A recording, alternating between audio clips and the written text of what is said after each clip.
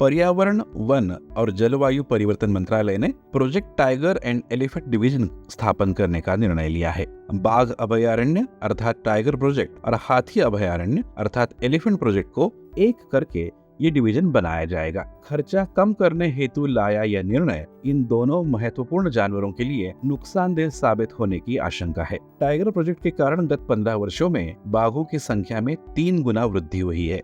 कुशल अफसरों के कारण और प्रोजेक्ट पर अच्छे से ध्यान देकर यह सफलता मिली है, किंतु एलिफेंट प्रोजेक्ट निधि का अभाव और कानूनी रक्षा का अभाव होने के कारण असफल रहा। हाथियों के निवास क्षेत्र में और उनके मार्गों में मानव का अतिक्रमण होने के कारण और नुकसान हुआ है। विशेषज्ञ डॉक्टर अमिता कनौजे का कहना है कि हर प्राणी को व्यक्तिगत ध्यान देना और ख्याल रखना आवश्यक होता है। 2 प्राणियों के प्रोजेक्ट को एकत्रित रूप में लाना उचित नहीं होगा।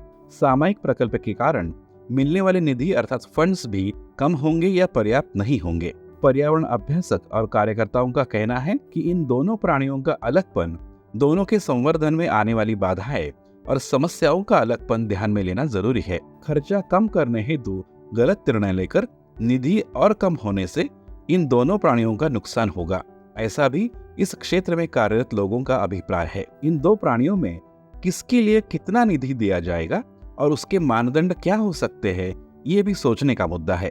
क्लाइमेट फैक्ट चेक्स के तज्ञ डॉक्टर पार्था दास और पर्यावरण तथा वातावरण विशेषज्ञ आरण्यक, इनका कहना है कि अगर इन 2 प्राणियों के लिए पर्याप्त निधि मिलेगा, यह आश्वस्त किया जाए और उनके संवर्धन हेतु उचित नीति बनाए जाए, तो ही यह संयुक्त प्रकल्प ठीक होगा। उनका यह भी कहना है कि इन 2 प्राणियों के लिए विभिन्न प्राथमिकता और दोनों के प्रबंधन के दृष्टिकोण भी उनके हिसाब से भिन्न हो, यह भी आश्वस्त किया जाए। डॉक्टर दास कहते हैं कि संयुक्त प्रकल्प में किसी एक प्राणी को दूसरे से अधिक प्राथमिकता और महत्व दिया गया, ऐसे नहीं होना चाहिए। मानव और हाथी संघर्ष में दोनों के प्राणों की हानि होती है। इस मुद्दे को कम प्राथमिकता या कम महत्व दिया, ऐसे भी नहीं होना चाहिए। संयुक्त प्रकल्प में इन दोनों प्राणियों का संवर्धन सफल हो और उसी के साथ जैव विविधता एवं जलवायु परिवर्तन का भी ध्यान रखे, यह आवश्यक है।